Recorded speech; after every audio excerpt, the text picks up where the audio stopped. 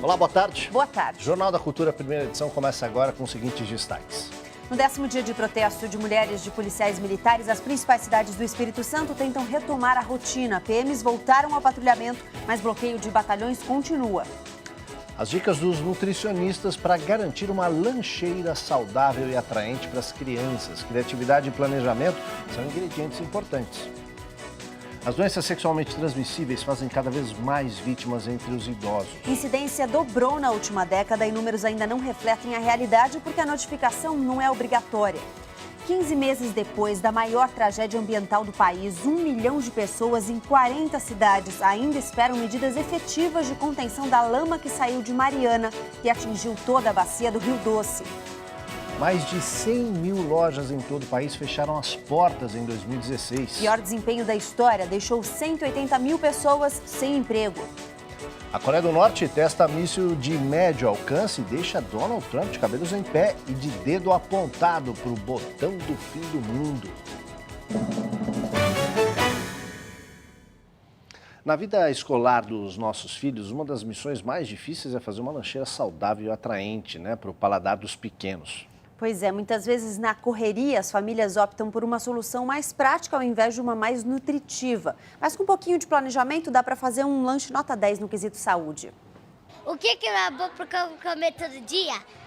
É chocolate, isso daí. Salgadinho, doce, chocolate. O trabalho de orientação nutricional dessa escola da Zona Oeste de São Paulo é feito em parceria com os pais, que ajudam na escolha das preferências alimentares das crianças. Ninguém impõe nada. Eu acho que isso é uma coisa que parte deles mesmo. Ninguém coloca uma maçã e vai obrigar eles a comerem uma maçã. Acho que é um trabalho de conscientização mesmo. As crianças são muito atraídas pelas cores e texturas, por isso é bom investir na variedade, mas cuidado com as quantidades. As frutas, por exemplo, são muito saudáveis, mas têm açúcares. Aí, a importância de saber as porções e os grupos alimentares que não podem faltar na lancheira. A lancheira ideal para essa nutricionista tem 4 itens: água ou suco natural, conservado em garrafa térmica, uma fonte de energia, bolo feito em casa ou biscoito integral cumprem bem a função, uma proteína, que pode ser um queijo ou um iogurte. Você também pode simplificar e juntar 2 itens em um só. Que tal um pão de queijo ou um sanduíche de atum com ricota? E para arrematar, uma fruta à escolha da criança. À medida que ela se envolve, ela vai curtir a hora que ela abrir a lancheira. Ela vai reconhecer aquilo que ela ajudou a escolher. Ninguém vive numa bolha, então é lógico que você vai ter contato com muitos alimentos, mas dessa forma você vai criando de forma educativa ela reconhecer aquilo que vai fazer bem para ela. Alunos das escolas públicas do estado de São Paulo vão receber cartilhas com informações sobre a cultura afro-brasileira. A iniciativa é da instituição Afreaca para disseminar essa cultura. A repórter Adriana Simino tem mais informações para a gente. Boa tarde, Adriana. Oi, Aldo, uma boa tarde para você, boa tarde para todo mundo. Existe uma lei desde 2003 que determina que as escolas passem para os alunos ensinamentos sobre a cultura afro-brasileira, mas ela é pouco cumprida. Com esse material que vai ser distribuído a partir agora de 2017, algumas escolas aqui da rede pública do estado, para ser mais precisa, 1.800 instituições de ensino e em 240 cidades vão ter um pouquinho mais desses ensinamentos. Eu converso agora com a Flora Pereira, que é diretora e idealizadora do Afreaca. Flora, quais são algumas das principais lições que vocês vão passar para esses alunos? Boa tarde. Eu acho que a ideia é mostrar uma outra África, da África que já é conhecida nas instituições de ensino. Então, sustentabilidade, arte contemporânea, arte digital, tecnologia, falar de uma África urbana, e não da África rural, como é sempre falado. A ideia é a gente pensar como se inspirar em África, parar de olhar apenas para o norte do mundo, promover essa conexão sul-sul e pensar quem somos enquanto brasileiros, qual que é a nossa identidade, quem nos forma. E eu acho que é um pouco isso que a gente traz hoje no lançamento. Tá ótimo, muito obrigada pelas suas informações. Olha só, o material é esse aqui, são 4 volumes, um deles contém atividades, vai ser distribuído gratuitamente na rede pública, mas para quem tiver interesse de conhecer um pouquinho mais desse trabalho, dá para comprar pela internet. O endereço é afreaca.com.br, os 4 livros custam R$50, Aldo. Muito bem, obrigado, Adriana, pelas informações. Gabriela. A gente fala aqui da atividade física, a gente já falou que ela traz muitos benefícios para a saúde, bem além da perda de peso, né? A dança, por exemplo, pode ser uma aliada importante no tratamento da dislexia, que é um transtorno de linguagem. Já são 10 anos na luta contra a dislexia. A dança tem sido uma alternativa no tratamento da Patrícia. Eu comecei a frequentar as aulas de dança 3 vezes por semana, 1 hora, a cada dia. E eu comecei a notar que a minha leitura estava melhorando, que eu estava tendo mais concentração e que os meus erros na escrita diminuíram. A dislexia é um distúrbio de origem genética e hereditária, que afeta o aprendizado das crianças e pode chegar à vida adulta. Entre as principais queixas estão a dificuldade para ler, escrever e compreender textos. Esse mal atinge até 17% da população mundial. Pesquisas mostram que a dança pode auxiliar portadores de dislexia por ajudar na consciência corporal, proporcionar controle do equilíbrio e noção espacial. Isso porque, muitas vezes, o disléxico não tem senso de direção, confunde direita com esquerda. Seguir coreografia exige atenção, concentração e ritmo, treinando o cérebro. A dança, por dar essa melhor percepção corporal, dá muitas vezes melhor organização de movimento, auxilia a pessoa com dificuldade de linguagem, com dislexia, a se desenvolver, a progredir e a resolver esse transtorno. Apesar de campanhas mundiais e alertas o ano todo, as doenças sexualmente ativas continuam preocupando especialistas da área de saúde. Elas chegaram à terceira idade. Uma população cada vez mais velha e com mais vitalidade em todos os aspectos. 8 em cada 10 pessoas entre 50 e 90 anos são sexualmente ativas no Brasil, mas muitos não tomam cuidado. Segundo o Ministério da Saúde, até 5% dos idosos têm o vírus HIV. O número dobrou nos últimos 10 anos. É uma geração que, quando jovem, não tinha o risco da AIDS, etc. e tal, então não está tão acostumada ao uso de preservativo. O tabu é um problema que dificulta o diagnóstico. Nos consultórios médicos, pouco se fala sobre sexo na terceira idade. E assim, os sintomas das doenças sexualmente transmissíveis podem ser confundidos com outras infecções. Às vezes pode ser um sintoma de DST, um ardor a urinar, né? Da idade não, às vezes pode ser um sintoma de DST. Então é importante sim que uma investigação, né? Que um acolhimento nesse sentido. Quem teve uma relação sem preservativos deve procurar ajuda numa unidade de saúde, não importa a idade. Se você teve uma relação de risco, você tem até 72 horas para procurar um serviço de saúde. Dentro dessas 72 horas, quanto antes você for, maior é a chance de você não se infectar. Lançada uma campanha nacional de combate ao trabalho infantil, crime que traz riscos à saúde e à segurança de crianças e adolescentes. Pois é, além disso, o trabalho infantil prejudica a vida escolar e tira outro direito fundamental dos pequenos: brincar. Kaique só tem 7 anos. Desde os 5 trabalha com os pais neste semáforo na zona oeste de São Paulo. Eu ganho dinheiro e ajudo meu pai. Um problema que vem de outras gerações. O pai também começou a batalhar muito cedo, aos 8 anos. Meu pai era mestre de obra e eu trabalhava com meu pai de ajudante de pedreiro. Ele não tem idade para estar no farol vendendo água, mas hoje em dia a situação aí tá feia. Tá feia. Se você não inventar alguma coisa para você ganhar dinheiro, você passa fome. Pegar no batente ainda na infância, uma realidade vivida por 2.600.000 brasileiros. Com o objetivo de conscientizar a população e combater esse mal, o Ministério Público do Trabalho de Campinas lançou nas redes sociais a campanha #Chega de Trabalho Infantil e conta com a participação de personalidades da música e do esporte.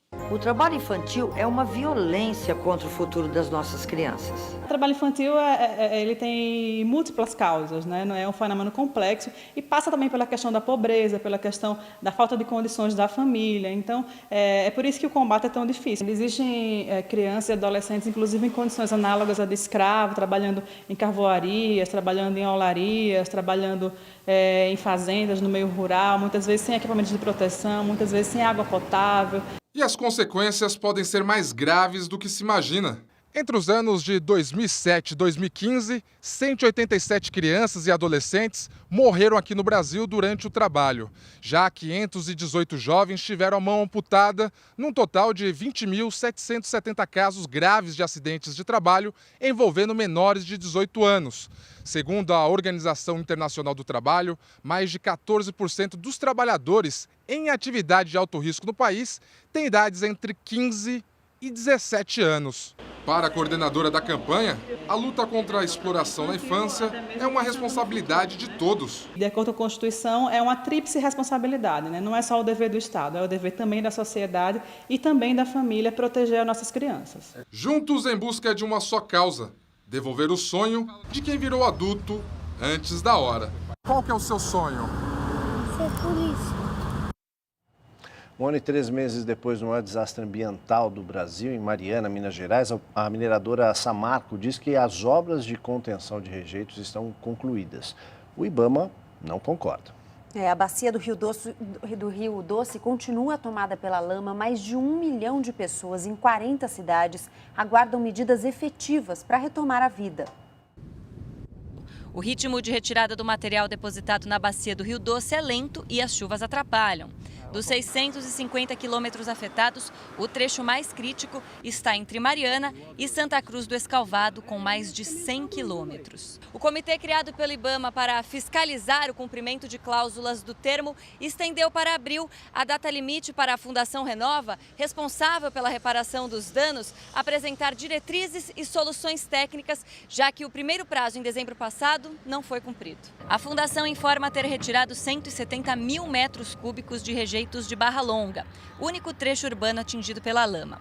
O volume restante, que corresponde a dezenas de milhões de metros cúbicos, seria incorporado no plano de manejo, apresentado no mês passado.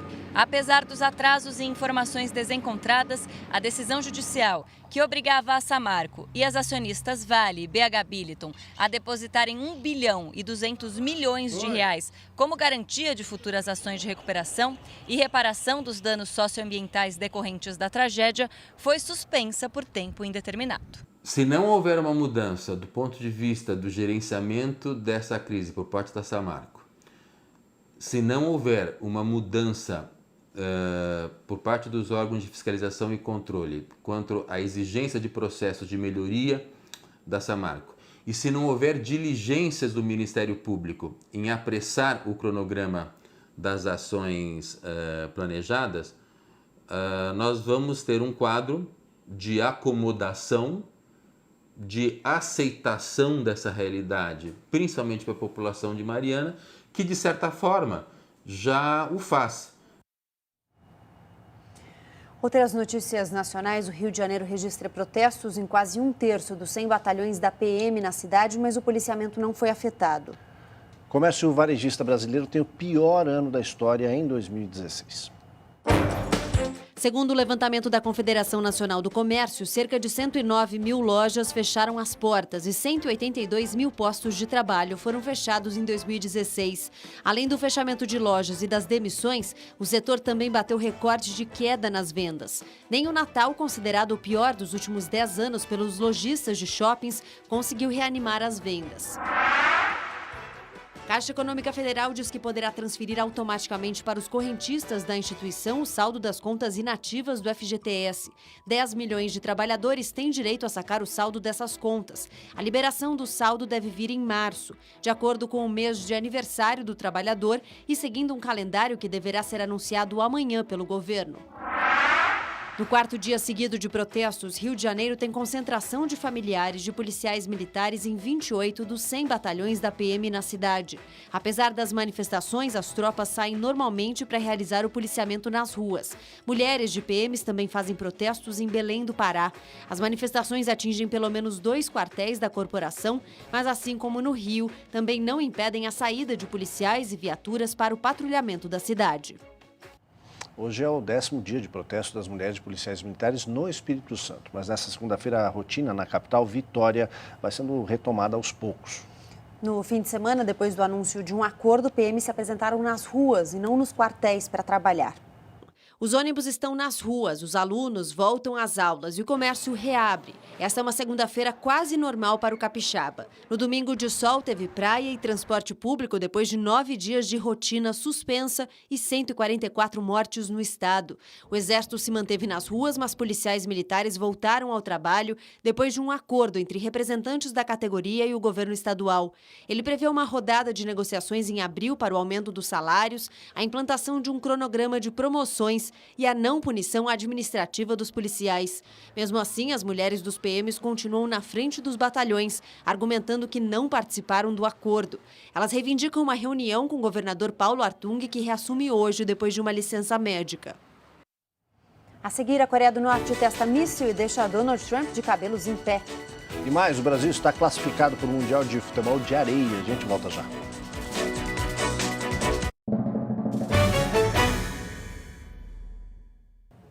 Estamos de volta. Você tem dificuldade em conseguir algum tipo de remédio na rede pública? Muita gente está entrando na justiça por causa disso.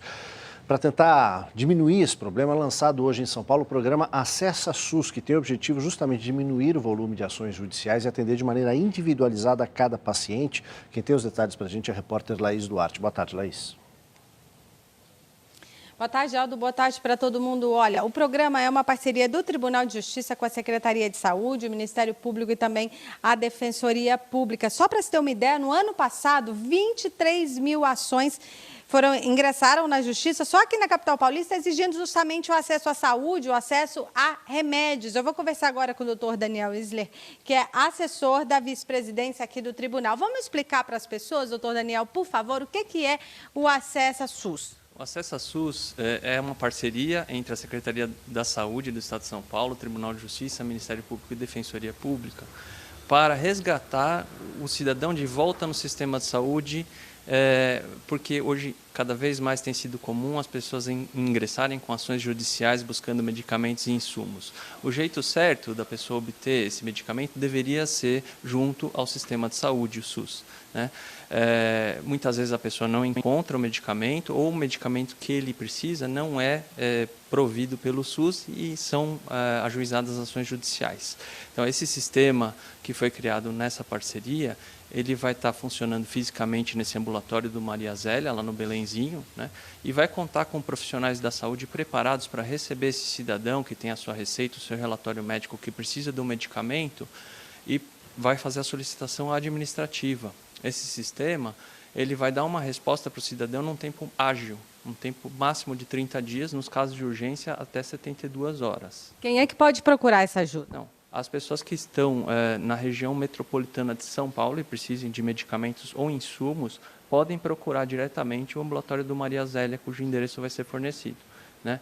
E então, outra forma de funcionar esse sistema é a própria Defensoria Pública, quando recebe o cidadão, antes de ingressar com a ação, vai poder solicitar, por meio eletrônico inclusive, vai ter um sistema eletrônico para isso, que foi criado, a informação que a Secretaria da Saúde vai dizer para a Defensoria Pública se esse medicamento existe, se ele pode ser fornecido, se já foi fornecido, e com uma tentativa de tentar evitar o ajuizamento da ação judicial, né?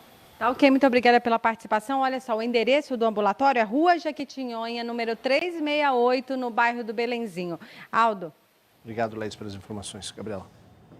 Vamos às notícias internacionais. Japão, Coreia do Sul e Estados Unidos pedem uma reunião de emergência no Conselho de Segurança da ONU depois que a Coreia do Norte lançou um míssil de médio alcance neste domingo. Esse míssil percorreu cerca de 500 quilômetros antes de cair no mar do Japão.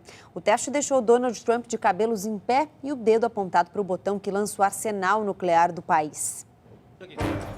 Os sul-coreanos chamaram o ato de uma provocação para testar Donald Trump. O novo presidente dos Estados Unidos preferiu não se manifestar, disse somente que concorda com o primeiro-ministro do Japão, Shinzo Abe, que considerou o disparo como intolerável. A Coreia do Norte já sofreu 2 pacotes de sanções aprovados pelo Conselho de Segurança da ONU, depois de detonar 2 bombas atômicas em 8 meses e realizar mais de 20 lançamentos de projéteis.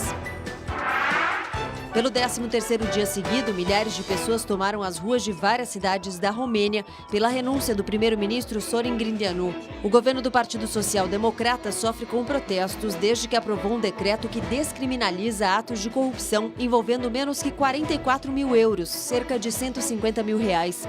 O governo voltou atrás e demitiu o ministro da Justiça, mas mesmo assim as manifestações continuaram. 30 mil pessoas foram às ruas em Budapeste e 20 mil em cidades do interior do país. O ex-presidente do Peru, Alejandro Toledo, segue foragido após ter a prisão decretada por suspeita de ter recebido 20 milhões de dólares em propina para favorecer a construtora Odebrecht. Em recado no Twitter, ele disse que não havia acusação quando deixou o país e reivindicou a presunção de inocência. As autoridades peruanas acreditam que ele esteja na Califórnia e não entendem a resistência dos norte-americanos em prendê-lo. Alejandro Toledo governou o Peru entre 2001 e 2006 com o lema de combate à corrupção. Hora do esporte, vamos conversar com o Cadu? Tudo bem, Cadu? Tudo bem, Gabi? Tudo bem, você? Começa assim, ó. Movimento do judô aqui, ó. Tudo bem, Aldo? Tranquilo? Porque o nosso primeiro tema é judô. Magrinha participação brasileira, mas a gente começa falando, terminou nesse final de semana o Mundial da modalidade lá em Paris. Vamos ver como é que o Brasil foi. E assim como nos Jogos Olímpicos, a participação brasileira não foi das melhores. Na categoria acima de 100 quilos, David Moura enfrentou Durenbayar Uzbayar, da Mongólia. A luta ficou empatada em 2-2, 2 punições, até o fim. E no Golden Score, quando quem pontua primeiro vence, melhor para o mongol. Rafaela Silva, medalha de ouro nos Jogos Olímpicos Rio 2016, conseguiu chegar até a decisão pela medalha de bronze. Enfrentou a judoca da casa, a francesa Priscila Neto, medalhista de bronze nos Jogos de Londres em 2012, na categoria meio-médio até 52 quilos. A anfitriã conseguiu pontuar com 2 vazares e levou a medalha.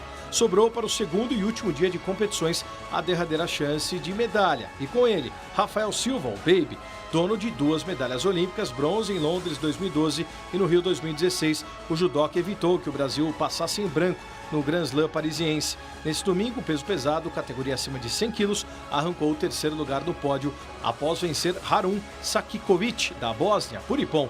Essa foi a única medalha do país na competição. Se o Baby, os outros judocas acabaram não conseguindo chegar nem à disputa de medalhas. No Mundial de Futebol de Areia, o Brasil freou a nova geração do Paraguai e conquistou o hepta nas eliminatórias. Vamos ver os gols. A seleção brasileira de futebol de areia entrou na final das eliminatórias sul-americanas em Assunção, classificada para a Copa do Mundo das Bahamas. Depois de passar pela Argentina na semifinal, o time comandado por Gilberto Costa jogou de forma coletiva, o que fez a diferença para derrotar o Paraguai por 7-5 nesse domingo, coroando a campanha irretocável com o hepta no torneio. A missão de parar a talentosa geração do time local era difícil e quase complicou, ainda com os 4 gols de Pedro Moran. Porém, o Brasil voltou a se impor com eficiência e velocidade nos contra-ataques, para manter o domínio e a invencibilidade. Bruno Xavier fez 3 vezes, Rodrigo 2 e Lucão e Mauricinho marcaram os gols do Brasil. Além de Moran, Sanches descontou para os rivais. O time brasileiro não sabe o que é perder a 29 partidas. Das areias para os campos, hora dos gols pelos estaduais, vamos ver.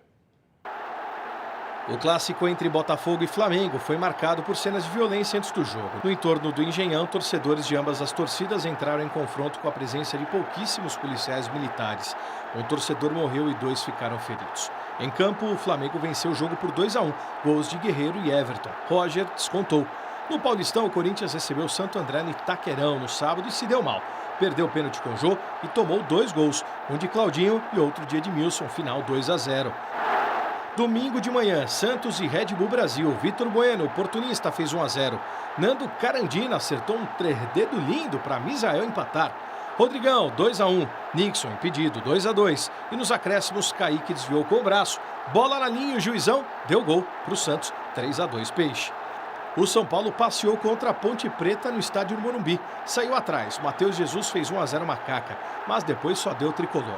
Empatou com Cueva e virou com o Gilberto, que ainda faria mais 2. Thiago Mendes, de fora da área, guardou o dedo e Luca descontou mais 1 para a Ponte Preta, que já era tarde. O Palmeiras perdeu a primeira para o Ituano. Gulli marcou o único gol da partida numa noite pouco inspirada do time de Eduardo Batista. Gabriela Maia estava lá no Allianz Parque, pé fria demais. Não foi nem no Allianz Parque, foi lá em Itu. É verdade, eu fui em Itu. Eu quis dar uma cornetada e errei aqui. Só esse lance do gol de mão aqui, além de ter sido com mão, também que o sol não estava na linha. Então, enfim, confusão já na segunda rodada do Paulistão. Vamos lá, gente. Valeu, até amanhã. Até amanhã. Tchau. Jornal Cultura, primeira edição, fica por aqui. Uma ótima tarde para você. Agora tem JC Debate, a gente volta amanhã, ao meio-dia. Boa tarde para você. Tchau. Tchau.